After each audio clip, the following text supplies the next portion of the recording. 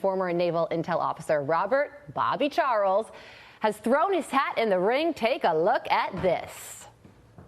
I'm running for governor because it is time that we cut crime, cut taxes, cut sanctuary cities, and cut woke. Oh. What about cutting wood?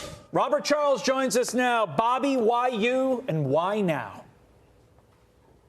You know, Todd, it took me 2 years to think about this, and at the end of the day, I concluded that this state that I grew up in is not the state any longer that I grew up in, and it's in real trouble. I spent time in almost every county I've walked and talked, and here's the bottom line. This state is overrun by drug traffickers right now. We have the Dominican groups, the Chinese, we have the Mexican groups up here. We lose 40 to 70 kids a month, and we've gone from 5 overdoses when I was growing up here to 10,000 overdoses last year. There is a complete lack of leadership in Augusta, which is our capital. So that's number one. Number two is we got a tax burden that is the #1 property tax burden in the country. We're probably at number 3 or number 4 in terms of overall tax burden. And what does that mean? It means seniors cannot stay in their homes and young people cannot buy a home. In fact, they can't even rent a home. Those under 35 today have a differential between their median income and median rent of $200. They cannot make it.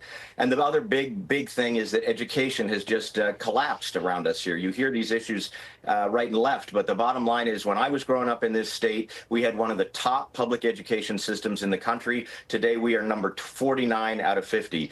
The Democrats own this. They have had almost complete control for 30 years. And I just decided, you know, I'm not going to do this twice. I'm going to do it once. I'm going to go in and we're going to win the governorship. We're going to turn this state red completely in 2026. Current Governor Janet Mills, who is term limited out, she is currently locked in this epic battle with the Trump administration over transgender women and women's sports. How do residents you're talking to feel about this, and how would you handle this if you're governor? Yeah, look, this is kind of one issue of about 10 major issues that are all emblematic of failed leadership on the part of Governor Mills, her AG, and the entire Democrat control of the legislature. The bottom line is 95%, maybe 98% of Mainers know that boys are boys and girls are girls. They most assuredly do not want boys and girls sports. This is an ideological play by someone, in the case of Mills, who knows that the law that she is proposing is wrong. I mean, she actually benefited from Title IX all her life. And I clerked on the Ninth Circuit U.S. Court of Appeals. The Supremacy Clause has always applied for Title IX. She knows that. This is just ideological. And, you know, I think we're in a big throwdown right now. We need conservatives, and I am a diehard conservative. We need conservatives who are going to defend parents, defend kids. They're also going to defend small businesses. They're also going to help teachers get along and not be suffocated by administrators. I mean, we're in a state right now that is in a state of peril, and we have got to get out of this.